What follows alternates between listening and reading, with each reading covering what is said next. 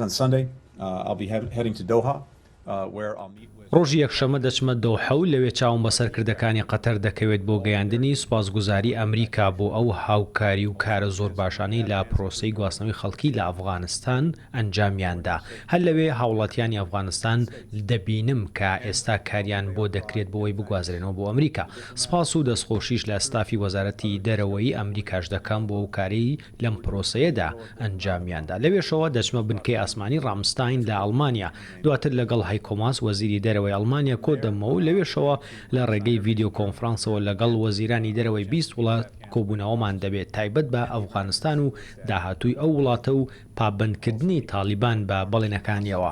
چەناڵەکانی پەیوەندیمان لەگەڵ تالیبان دەهێڵینەوە لەو بابەتانەی کە بۆ ئێمە گرنگن، وەک ڕێگەدان بەو کەسانەی دەیانەوێت ئەفغانستان بەجێ بهێڵن. لە نزیکەوە لەگەڵ هاوبەشەکانمان لە قەتەر و تورکیا کار دەکەین بۆی بتوانین فڕۆکەخانەی حامد کارزای لە کابوڵ دەست بەکار بکاتەوە لە داهاتوویەکی نزیکدا. Starting with the commitment to let people leave Afghanistan should they choose to do so.